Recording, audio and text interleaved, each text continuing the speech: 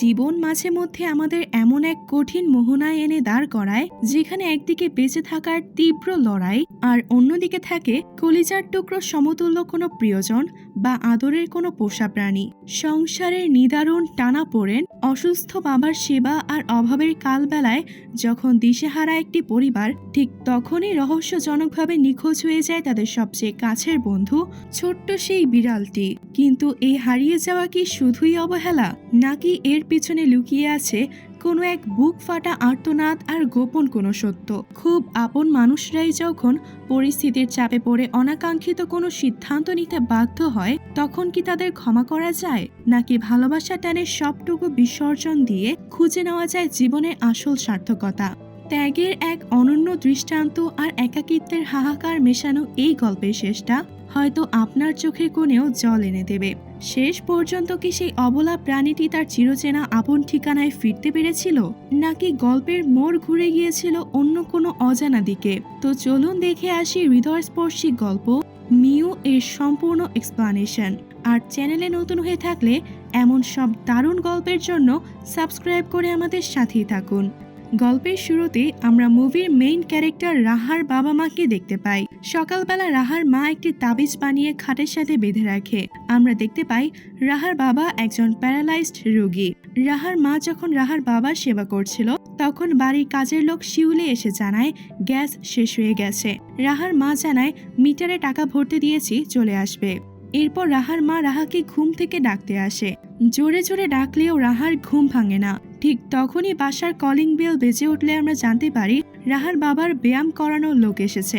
রাহার বাবা যেহেতু প্যারালাইজড রোগী, তাই তাকে প্রতিদিন ব্যায়াম করানোর জন্য একজন মেয়েকে রাখা হয়েছে, যাতে প্যারালাইজড অবস্থা থেকে কিছুটা সুস্থ হতে পারে। তবে রান্নাঘরে এসে কাজের মেয়ে শিউলি রাহার মাকে বলে, এসব ব্যায়াম টিয়ামে কোনো কাজ হবে না। আমার গ্রামের বাড়ির ফুপা, সে অনেক বড় কামের লোক, তারে আইনে একটা ফু দেওয়াতে পারলে খালো সুস্থ হয়ে যাইব। কিন্তু শিউলির এ কথায় রাহার মা তেমন একটা পাত্তা দেয় না। যাই হোক, এরপর আমরা তুলি নামে সেই মেয়েটিকে দেখি, যে রাহার বাবাকে প্রতিদিন ব্যায়াম করাতে আসে। সে আজকে তার কাজ করার সময় রাহার মাকে জিজ্ঞাসা করে, আন্টি, আজকে টাকাটা পাবো তো? রাহার মা তখন জানায়, পাবা। যাই হোক, এরপর আমরা মেন ক্যারেক্টার রাহাকে দেখি। সে ঘুম থেকে উঠে নাস্তা করতে আসে। তার মা তখন কিছু দলিলপত্র দেখছিল। তখন শিউলি এসে রাহাকে নাস্তা করার জন্য রুটি আর আলু ভাজি এনে দেয়। এতে রাহা বিরক্ত হয় আর বলে, রোজ রোজ এই একই নাস্তা করতে তার ভালো লাগে না। মূলত রাহা ছিল একটি চটচটে স্বভাবের। তার মা তখন বলে ওঠে, সকাল 10টায় উঠে কি শুরু করলি? রাহা জবাবে বলে, তার তো সকালবেলা কোনো কাজ নেই, তাছাড়া তার পরীক্ষাও শেষ, তাই এত সকালে উঠে সে করবেটা কি? মূলত সে এবার ইন্টার পরীক্ষা দিয়েছে। তখন তার মা বলে, পাবলিক ভার্সিটিতে চান্স না পেলে প্রাইভেটে পড়ার আশা রাখিস না, পড়াশোনা বন্ধ। রাহা বলে, তোমাকে তো বলছি কোচিং করার টাকা দিতে, সেটা তো দিতে পারো না। এই কথা শুনে রাহার মা চটে যায়, কারণ রাহার বাবা অসুস্থ, সংসারে অনেক টানাপোড়েন। এদিকে সকাল থেকে মিটারে টাকা নেই, তার আর এসব ভালো লাগে না। এরই মধ্যে রাহার মনে পড়ে তার বিড়াল মিউ এর কথা। শিউলিকে জিজ্ঞাসা করে, মিউ কোথায়? শিউলি বলতে পারে না।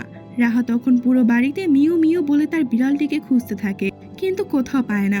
সে যখন তার মাকে এসে মিউ এর কথা জিজ্ঞাসা করে, তখন তার মা বলে, ঘরে বাজার নেই, আমি আছি টেনশনে, খাবার দাবার কোথা থেকে আসবে, আর তুই আছিস মিউ নিয়ে। এই বলে সে চলে যায়। শিউলি এসে জানায় মিউ 3 তলায় যেতে পারে। এটা শুনে রাহা 3 তলায় আসে মিউ এর খুঁজে, কিন্তু সেখানেও মিউকে পায় না। এরপর আমরা রাহার ভাই রাহাতকে দেখতে পাই। সে বাইক রাইড করে কোনো রকমের সংসারে হাল ধরেছে। সে বাসায় ফিরে তার মায়ের হাতে গ্যাসের রিচার্জ কার্ড দেয়, বাবার ঔষধ আর নগদ কিছু টাকা দেয়। এরপর রাহার মা সেই টাকা থেকে তুলির বেতন দিয়ে দেয়। সংসারে এই টানাপোড়েনে রাহার মা যেন একদম ক্লান্ত। এদিকে রাহা এখনো মিউকে খুঁজে পাচ্ছে না। সে পুরো বাড়িতে মিউকে তন্ন তন্ন করে খুঁজতে থাকে। সে বাইরে এসে রাস্তায় মিউ মিউ বলে ডাকতে থাকে। এর আশেপাশে রাহার সাথে শিউলি এসেও মিউ এর খোঁজ করতে থাকে, কিন্তু কোথাও তারা খুঁজে পায় না। একটি দোকানে এসে রাহা মিউ এর ছবি দেখিয়ে জানতে চায় তারা এই বিড়ালটিকে দেখেছে কিনা। দোকানদার জানায় সে দেখেনি, তবে 7 বাই রোডের প্রথম বাসাটায় গিয়ে সে রাহাকে খোঁজ করতে বলে, কারণ রাস্তায় কোনো বিড়াল পাওয়া গেলে ওরা নিয়ে যায়। রাহা দ্রুত সেই বাড়িতে চলে আসে, কিন্তু সেখানে লোক জানায় তাদের এখানে কোনো পার্সিয়ান বিড়াল নেই। সে রাহাকে বলে, গিয়ে দেখো, এতক্ষণে হয়তো তোমার বিড়াল বাসায় চলে আসছে, এতক্ষণ হয়তো কোথাও আরামে ঘুমিয়েছিল। রাহা তাকে বলে, আপনি যদি কিছু মনে না করেন তাহলে কি আমি ভিতরটা ঘুরে দেখতে পারি? মেয়েটি অনুমতি দিলে রাহা তখন ভেতরে প্রবেশ করে আর গিয়ে দেখে সেখানে তার বিড়ালটা নেই। এদিকে আমরা দেখি রাহাতের বাসায় তার মামা আসে। সে রাহাতকে বলে সাবধানে রাইড করতে, কারণ রাইড অনেক রিস্কি। ইদানিং অনেক অ্যাক্সিডেন্ট হচ্ছে। সে মূলত বাড়িতে এসেছে রাহার মায়ের সাথে জমি কেনার ব্যাপারে কথা বলতে। সে রাহার মাকে বলে, আমি তো চেষ্টা করছি টাকা ম্যানেজ করার, হুটহাট যে আমার কাছে টাকা চাও, টাকাটা থাকতে হবে না। রাহার মা তার ভাইকে বলে তার দেশে যতটুকু জমি আছে সেটুকু যেন সে নিয়ে তাকে টাকা দেয়, কিন্তু তার ভাই সে জমিটুকু না নিয়ে অন্য অংশটুকু নিতে চায় আর জানায় টাকা রেডি আছে, সাইন করে দিলেই পেয়ে যাবা। এই কথাটা শুনে রাহার মা চুপ হয়ে যায়। ঠিক তখনই রাহা আসে আর তার মায়ের কাছে জানতে চায় মিউ আসছে কিনা। তার মা জানায় আমরা একটা জরুরি আলাপ করছি। রাহার মামা রাহাকে বসতে বললেও রাহা কারো কথা শোনে না। সে রাগ দেখিয়ে চলে যায় আর বলে তোমরা জরুরি কথা বলো। রাহার মামা তখন রাহাকে বুঝিয়ে শান্ত করে আর সে নিজেও মিউ মিউ বলে রাহার বিড়ালকে ডাকতে থাকে। রাহা তার মাকে দোষারোপ করে আর বলে তুমি সকালবেলা কই ছিলা। এই কথা শুনে রাহার মা রেগে যায় আর বলে তোর বাপরে যে টানতেছি 2 বছর ধইরা, সেটা কি চোখে পড়ে। দুজনের মধ্যে কথা কাটাকাটির এক পর্যায়ে রাহার মামা বলে ওঠে তুই আমার লগে থানায় চল, পুলিশ তোর মিউরে খুঁজে বের করবো। কিন্তু রাহার মা তখন পুলিশে যেতে মানা করে। এতে রাহা রাগ করে তার রুমে চলে যায় আর কাঁদতে কাঁদতে বলে যায় মিউ হারাইলে তো তোমাদের কিছু যায় আসে না। রাহার মা তখন রাহার মামাকে বলে পুলিশে যাওয়া যাবে না, ঝামেলা আছে। এই সময় আমরা জানতে পারি মূলত রাহার মা নিজেই বিড়ালকে পার্সেল করে রাহাতের কাছে দেয় বিক্রি করে দেওয়ার জন্য। রাহাত তার মাকে বলেছিল কাজটা ঠিক হচ্ছে না, কিন্তু তবুও তার মায়ের কথায় রাহাত বিক্রি করে দিতে রাজি হয়। এই সত্য জেনে রাহার মামাও প্রতিবাদ জানায় আর বলে এই কাজটা একদম ঠিক হয়নি। কিন্তু রাহার মা এসবে পাত্তা না দিয়ে তার ভাইকে বলে জমিটা আমি বিক্রি করব, ওইখানে জমি একটু বেশি আছে, তাই তুই একটু হাতে বেশি টাকা রাখিস। এদিকে রাহা রুমে এসে কান্না করতে থাকে। তখন তার মামা এসে তাকে সান্ত্বনা দেয় আর বলে আমি তোরে এই মাসে অথবা তার পরের মাসে এর থেকেও সুন্দর একটা বিড়াল কিনে দিব। কিন্তু রাহা কাঁদতে কাঁদতে বলে তার মিউকেই লাগবে, অন্য কোনো বিড়াল লাগবে না। তার মামা তখন তাকে মিউ এর হারানোর জন্য বিজ্ঞপ্তি দিতে বলে আর যে খুঁজে এনে দিতে পারবে তাকে 1000 টাকা দেওয়া হবে আর এই টাকাটা দিবে তার মামা। রাহা তার মামার কথা মতো ফেসবুকে পোস্ট করে দেয়। সেখানে একজন কমেন্ট করে বিড়াল হারিয়ে গেলে ফেরার রাস্তা না চিনলে নিরাপদ স্থানে লুকিয়ে থাকে এবং রাত্রে সবাই ঘুমিয়ে গেলে বিড়াল ফাঁকা রাস্তায় বাড়ি খুঁজতে বের হয়। এই কথা শুনে রাহা তখনই বাইরে বের হয় আর রাতের অন্ধকারে রাস্তায় তার বিড়ালকে খুঁজতে থাকে। তখন একটি ছেলে এসে রাহাকে বলে কি খুঁজতেছো।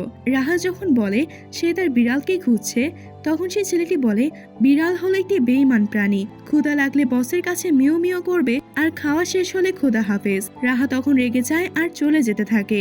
সে রাস্তায় কিছু বিড়ালকে দেখতে পেয়ে আবেগপ্রবণ হয়ে যায় আর বিড়ালগুলোকে খাবার খাওয়াতে থাকে। সকালবেলা রাহার মা রাহাকে খাওয়ার জন্য ডাকে আর বলে রাফিকে বলবো বিড়ালকে খুঁজে দিতে, কিন্তু রাহা তার মায়ের সাথে কথা বলতে চায় না। সে মিউয়ের কথা ভেবে আবারও কান্নায় ভেঙে পড়ে।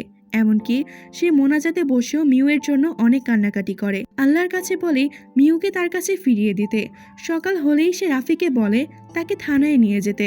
রাহাকে সহানুভূতি দেওয়ার জন্য রাহার ভাই এবং মা বলতে থাকে মিউ না থাকায় বাসাটা অনেক খালি খালি লাগছে, কিন্তু মূলত তারাই মিউকে বিক্রি করে দিয়েছে। রাহা চলে গেলে রাফি তার মাকে বলে আমি বলেছিলাম কাজটা না করতে। তার মা বলে উপায়টা কি ছিল বল।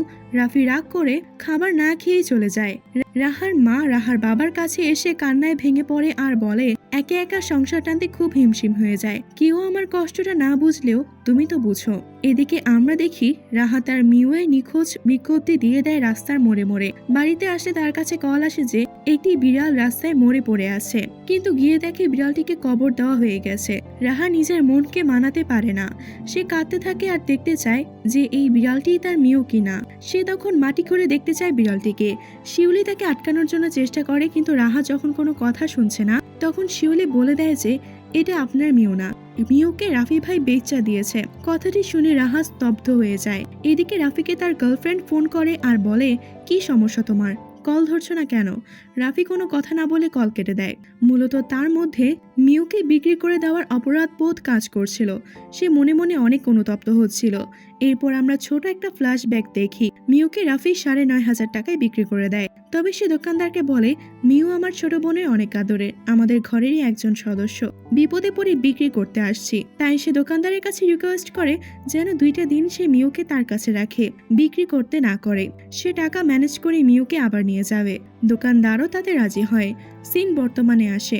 সবকিছু শোনার পর রাফির গার্লফ্রেন্ড বলে ওই দোকানে কি এখন মিউকে পাওয়া যাবে? রাফি জানায় দোকানদার বলেছিল রাখবে।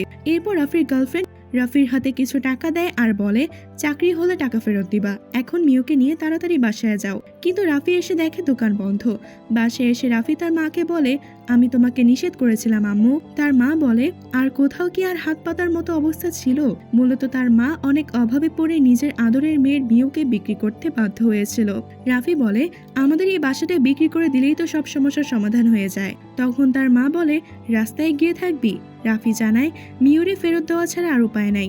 তার মা বলে মানুষ আগে না বিড়াল আগে? রাফি তখন রাহাকে ডাকে, কিন্তু রাহা তো শিউলির মুখে সত্যিটা শুনেছে, তাই সে তার ভাইকে বলে লজ্জা করে না তোমাদের?